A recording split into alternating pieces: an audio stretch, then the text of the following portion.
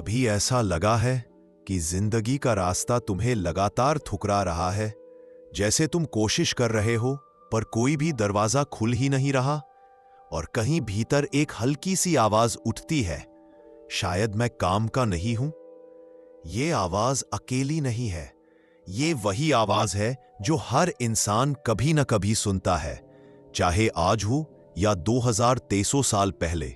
उसी समय के एक दार्शनिक ज़ुआंगज़ी एक दिन ऐसी ही बात पर गहरी सोच में चले गए, और उनकी सोच ने एक पूरा दर्शन गढ़ दिया जो आज भी हमारी उलझनों को चुपचाप समझा देता है। आज हम एक ऐसी दुनिया में रहते हैं जहां वैल्यू अक्सर स्किल, स्पीड और प्रोडक्टिविटी से मापी जाती है। ये चीजें गलत नहीं, पर एक सटल साइड इफेक्ट है कि हम खुद को भी उसी तराजू में तौलने लगते हैं, और जैसे ही कोई काम हमारी उम्मीद के मुताबिक नहीं होता या हम दूसरों से धीमे चलते हैं, मन कह देता है तुम किसी काम के नहीं। ज़ुआंगज़ी इसी भ्रम को पहचानते थे, और उन्होंने इसे तोड़ने के लिए एक पेड़ की कहानी सुनाई। लोगों ने बताया है कि ज़ुआंगज़ी एक दिन जंगल में घूम रहे थे। उनके साथ कुछ विद्यार्थी भी थे जिन्हें वह जीवन को देखने की कला सिखाया करते थे। चलते चलते वे एक पहाड़ी मोड़ पर पहुंचे जहां एक पेड़ खड़ा था, इतना विशाल, इतना फैलाव लिए हुए, इतना पुराना कि उसकी जड़ों ने जमीन को मानो थाम रखा था। उसकी शाखें टेढ़ी मेढ़ी थी, तना असमान, लकड़ी इतनी कोमल थी कि कोई कारपेंटर उसका एक भी फर्नीचर नहीं बना सकता था। विद्यार्थियों में से एक ने पेड़ को देखते हुए पूछा, गुरुजी, इतना बड़ा और इतना पुराना पेड़, लोग इसे काटते क्यों नहीं? ज़ुआंगज़ी ने धीरे से मुस्कुराते हुए कहा, क्योंकि यह किसी काम का नहीं है। विद्यार्थी चौंका, उसे यह जवाब मजाक जैसा लगा। ज़ुआंगज़ी ने पेड़ की ओर देखकर कहा, इसकी लकड़ी ना नाव बना सकती है, ना घर का खंबा, ना फर्नीचर। कारगर चीजें लोग ले जाते हैं, जो नहीं ले जा सकते उसे वे छोड़ देते हैं। विद्यार्थी ने फिर पूछा, तो इसकी बेकारियत ही इसकी रक्षा है? ज़ुआंगज़ी ने कहा, हाँ, लोग इसे किसी काम का नहीं समझते और इसे छोड़ देते। इस कहानी को ज़ुआंगज़ी ने अपने ग्रंथ में दर्ज किया है, और उनका उद्देश्य ये नहीं था कि लोग बेकार बन जाएं। उनका उद्देश्य यह बताना था कि दुनिया तुम्हें तब तक इस्तेमाल करती है जब तक तुम उसके काम के हो, और जिस दिन तुम्हारी यूजफुलनेस खत्म हो गई, तुम्हारी वैल्यू भी खत्म हो जाती है।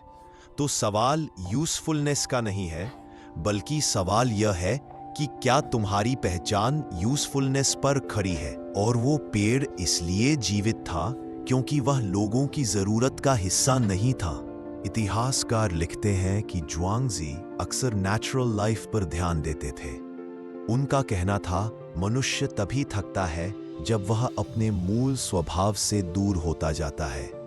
उस पेड़ को देखकर ज़ुआंगज़ी ने शायद मन में सोचा होगा, कितना अजीब है कि हम वही चीजें सबसे जल्दी नष्ट कर देते हैं जिन्हें हम सबसे ज्यादा यूजफुल मानते हैं। हम उर्वर जमीन को ज्यादा जोतते हैं, हम सबसे प्रोडक्टिव लोगों से सबसे ज्यादा काम लेते हैं, हम एफिशिएंट सिस्टम्स को तब तक चलाते हैं जब तक वे टूट ना जाएं, और फिर नया ढूंढते हैं। ज़ुआंगज़ी ने लिखा, यूजफुलनेस नुकसान लाता है, यूजलेसनेस बचाता है।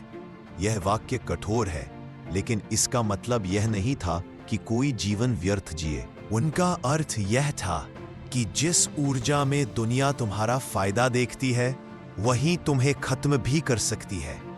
और यह बात आज भी सच लगती है, क्योंकि जो लोग सबसे ज्यादा काम के होते हैं, उन्हीं पर सबसे ज्यादा भार डाल दिया जाता है।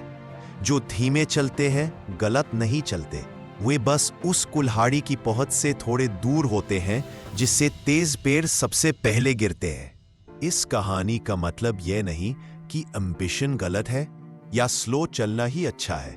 मतलब यह है कि तुम्हारी वैल्यू तुम्हारे काम के आधार पर नहीं तय होनी चाहिए।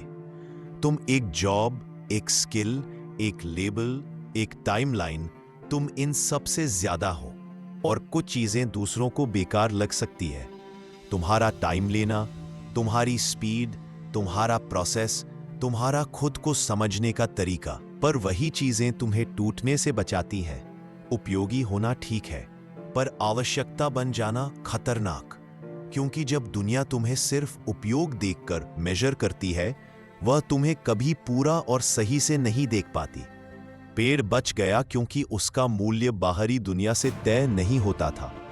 उसे अपने होने में कोई जल्दी नहीं थी, वह बस था, और उसका होना ही उसका कारण था। पार्ट 1 ने हमें दिखाया कि तुलना यानी कंपैरिजन हमारी समझ को तोड़ती है। पार्ट 2 सिखाता है कि यूजफुलनेस हमेशा वैल्यू नहीं होती। कई बार यह एक बोझ और एक जाल होती है।